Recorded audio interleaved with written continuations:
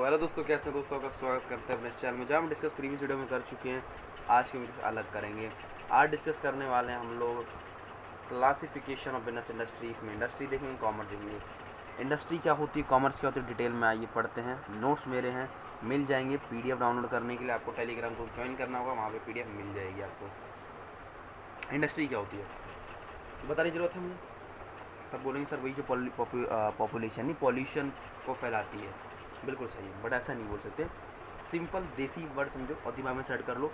Industry means हम उसको बोलेंगे जो रॉ मटेरियल को कन्वर्ट करती है एक यूजफुल थिंग में। फॉर एग्जांपल वुड है, would is a raw material, उसको कन्वर्ट कर दिया फर्नीचर में, इज़ अ यूजफुल थिंग। बस एग्जांपल में इंडस्ट्री दे सकते हैं, textile industry, electronic industry, bank industries, insurance industries. तीन तरह की इंडस्ट्री होती है, बढ़ जाती हैं ये primary secondary territory. Primary industry क्या होती है, जहाँ सिंपल बढ़िया से समझ जाओ, एक्सट्रैक्टिव और जेनेटिक में मत जाओ। सिर्फ एक चीज़ समझो, जहाँ से नेचुरल रिसोर्सेज, जहाँ से आपका रॉ मटेरियल आ रहा है, जहाँ से आपका रॉ मटेरियल एक्सट्रैक्ट किया जा रहा है, वो होती है कि प्राइमरी इंडस्ट्री। अब रॉ मटेरियल तो आ गया, अब उसको फॉर एग्जाम्पल वुड, मैंने वुड मेरा प्राइमरी इंडस्ट्री का पार्ट है।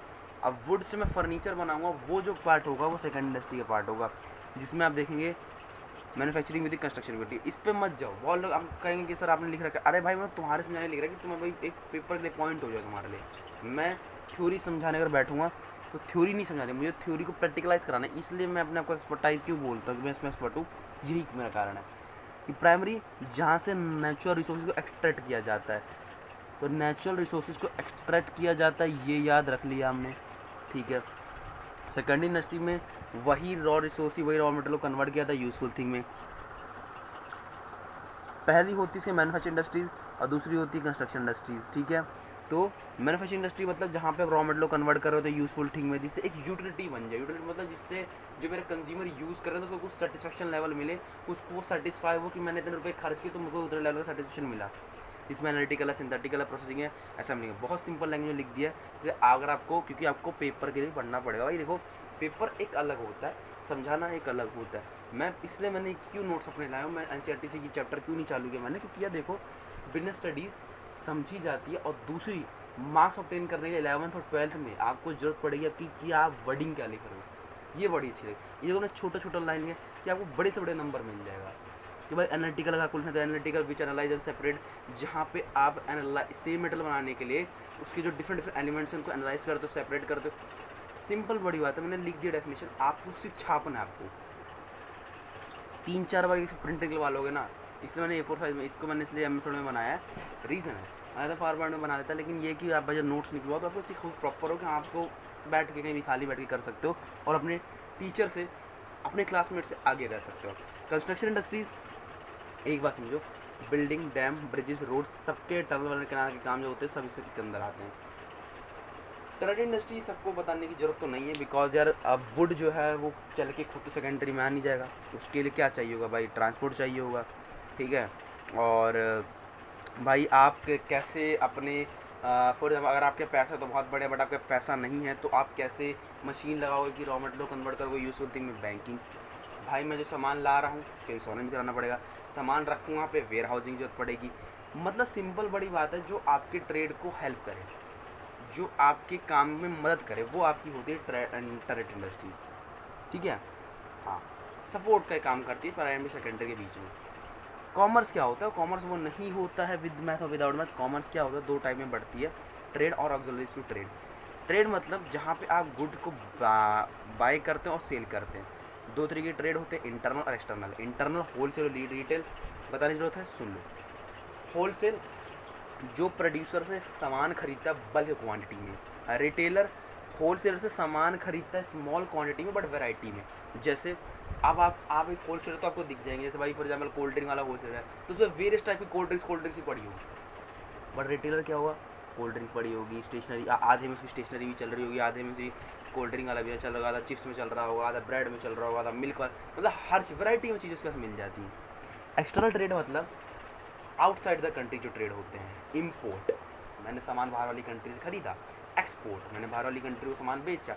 Interport, for example ABC 3 country है, अब A को करना है C से ट्रेड, C को भी करना है A से ट्रेड, बट नहीं हो पा रहा ड्यू टू कोई इनके देश नहीं करते हैं या फिर कोई दिक्कत हो रही है, तो दोनों ने क्या, B भाई धराओ, तो A को सामान बेचना C को, तो A ने C से बोला तुम मेरे से सामान खरीदो और तुम C को बेचो।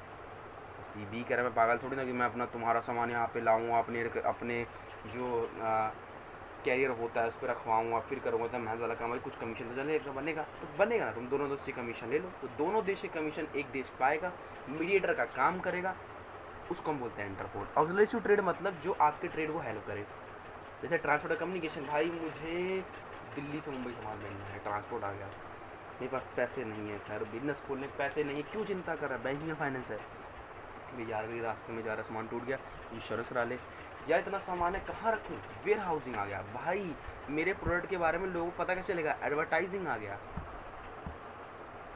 अब ऑब्जेक्टिव क्या होता है बिजनेस के, देख लो, सिंपल बड़ी बात, मैंने कोई काम किया तो जो उसका एंड रिजल्ट मिला वो ऑब्जेक्टिव होता है।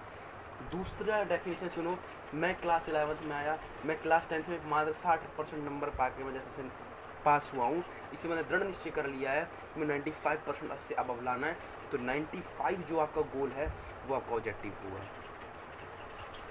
तो ऑब्जेक्टिव बेसिकली देखो, बहुत ही बोलते हैं लोग, मैंने ना एक लोगों से पूछा, कह रहा है यार बिजनेस ना बेकार होता है करना, मैंने क्यों, कह रहा है कि जैसे मैंने पूछा कि यार एक बंदा ना, कुछ लोग होते हैं आपके इलाके में होंगे कि बहुत बिजनेसमैन की मजाक उड़ाते हैं, अबे भाई उसके पास ये है, इतना पैसा है, अबे इन लोगों की ज़िंदगी तो ऐसे ही है, मतलब बताओ पैसे इतना लोग इतना लालच है कि भाई 10 का 20 बनाते हैं। मेरे भाई बात बोलो, अगर आप ये सोचो यार कि अगर बिजनेसमैन प्रॉफिट के लिए काम ना करे तो क्या हालत हो सकती है। प्रॉफिट होगा तो बिजनेस पर्सन की इनकम का सोर्स रहेगा।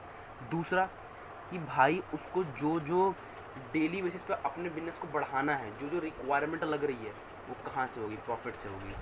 भाई अच्छी वर्किंग फोर्स को हायर करने में, अच्छी चीज़ों को लेने में प्रॉफिट, सोसाइटी के बेनिफिट के सोचने के लिए प्रॉफिट। बिजनेस एंटरप्राइज की रेपुटेशन भी तभी देती जाती है जब उसकी प्रॉफिट मार्जिन बढ़ रहा होता है। क्यों हम शेयर मार्केट में उन्हीं में पैसा लगाते हैं, क्यों हम उन्हीं कंपनी में इन्वेस्ट करते हैं जो कंपनी प्रॉफिट में चलती है। तो प्रॉफिट इतने सोर्स होते हैं। देखो मल्टीपल ऑब्जेक्टिव बिजनेस, इसको समझाने का एक तरीका है, हमारे ऑब्जेक्टिव जो बिजनेस के होते हैं ना, देखो मैं क्या समझाता हूँ, जो हमारे ऑब्जेक्टिव होते हैं बिजनेस के 3 तरीके में बढ़ जाएंगे। अभी आप कुछ मत बोलना, ठीक है। बिजनेस ऑब्जेक्टिव और इंडिविजुअल ऑब्जेक्टिव, सोशल ऑब्जेक्टिव और पर्सनल ऑब्जेक्टिव, ठीक है। बिजनेस ऑब्जेक्टिव में 3 तरीके के आते हैं, सर्वाइवल, प्रॉफिट और ग्रोथ। एक ही स्टेज होते हैं, तीनों स्टेज चलते हैं कि पहले आपको एक स्टेज कंप्लीट करना, फिर दूसरे, फिर तीसरे, ठीक है। मेरा नया बिजनेस खोला, अब लॉकडाउन आ गया, लॉकडाउन में या तो मैं बिजनेस बंद करके भाग जाऊँगा या इस बिजनेस में सर्वाइव करूँगा बैठ के। तो सर्वाइव के लिए पहले होता है मार्केट स्टैंडिंग। सर्वाइवल में पहला आता है मार्केट स्टैंडिंग। नया बिजनेस खुला तो पहले सर्वाइव करना, तो उसके लिए होता है कि आप मार्केट में खड़ा हो पाया, मार्केट स्टैंडिंग, ठीक है। चलो, और सर्वाइवल के बाद 2 तरीके सर्वाइवल होता है कि आप मार्केट में टिक रहे हो, 2 तरीके से होगा। एक मार्केट स्टैंडिंग कि आप मार्केट में खड़े हो, कैसे खड़े हो पाओगे, जब आपके पास पैसा होगा और अच्छे खासे इक्विपमेंट्स होंगे। मैंने सर्वाइव कर लिया, ठीक है। अब सर्वाइवल मैंने कर लिया, मैं लॉसेस में भी झेल रहा था, कंपनी को चला रहा था, जैसे तैसे करके। अब मेरा टारगेट है प्रॉफिट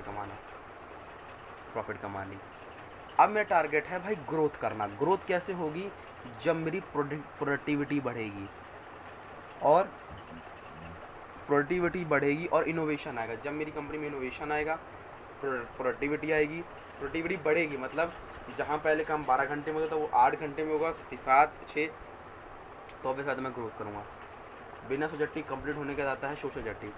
सोसाइटी के लिए रिस्पॉन्सिबल, सोशल काम करूँगा, सोसाइटी के लिए सोचूंगा, गुड क्वालिटी प्रोडक्ट दूंगा, एट रीजनेबल प्राइस पे दूंगा। पर्सनल ऑब्जेक्टिव में आता है कि मेरे जो मैनेजर है उसकी परफॉर्मेंस देखूंगा और उसको डेवलप करूंगा। वर्कर का परफॉर्मेंस देखूंगा, उसका एटीट्यूड गुड एटीट्यूड में बनाऊंगा। अगर बैड एटीट्यूड में रहा तो मैंने 2 ऑब्जेक्टिव जीत भी लिए, तो तीसरे ऑब्जेक्टिव में इसी वजह से हार जाऊंगा। तो मैंने आपको ऑब्जेक्टिव नहीं बताया मैंने, बिजनेस का प्रैक्टिकल कारण बता दें कि बिजनेस सर्वाइवल से लेके ग्रोथ तक कैसे पहुंचता है, बिजनेस अपने ऑब्जेक्टिव कैसे पूरे करता है, सोशल ऑब्जेक्टिव कैसे पूरे करता है, पर्सनल ऑब्जेक्टिव कैसे पूरे करता है। क्लियर हुआ। रिस्क की बात है, रिस्क है तो इसका ये चीज़ बाद में ले जाओ, रिस्क खत्म ही कर देते हैं ना। बिजनेस रिस्क क्या होता है भाई, देखो जहाँ मैंने कहा था अनसर्टेनिटी आ गई है वहाँ रिस्क अराइज होता है, ठीक है। रिस्क के नेचर क्या क्या होता है, देखो रिस्क जो अराइज होता है अनसर्टेनिटी बोल दिया मैंने। दूसरा रिस्क ये भी देखता है जरूरत भी देखो रिस्क ना इम्पॉर्टेंट पार्ट भी है बिजनेस का, अगर रिस्क नहीं होगा तो कुछ नहीं होने वाला। और रिस्क वैसे डिपेंड करता है कि अगर बिजनेस का साइज क्या है, स्मॉल साइज तो स्मॉल रिस्क होगा, बिग साइज तो बिग रिस्क होगा। और प्रॉफिट इज अ रिवॉर्ड, अगर आप रिस्क ले रहे हो सही बात है, रिस्क है तो इश्क है, वही बात है भाई, रिस्क लिया तो प्रॉफिट जब आएगा तो खुश रहोगे। कारण क्या क्या हो सकते हैं बिजनेस के, नेचुरल कॉजेज यार, फॉर एग्जांपल अर्थक्वेक आ गया, फ्लड आ गया, फैमिन आ गया। ह्यूमन कॉजेज, हम ही लोग डिसऑनेस्ट हो रहे हैं, हम ही लोग चोरी कर रहे हैं, तो क्या होगा। इकोनॉमिक कॉजेज भाई, लोग प्रोडक्ट चेंज कर रहे हैं, डिमांड चेंज होना, ये इसके अंदर आते हैं, ठीक है।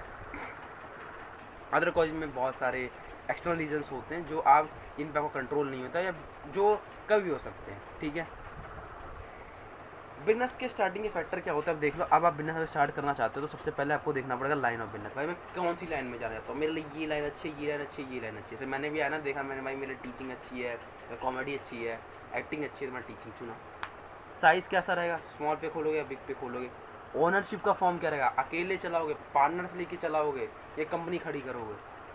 बिजनेस सेंटर इसकी लोकेशन क्या होगी, मार्केट में रखोगे, सेपरेट रखोगे, वो आपको देखना पड़ेगा।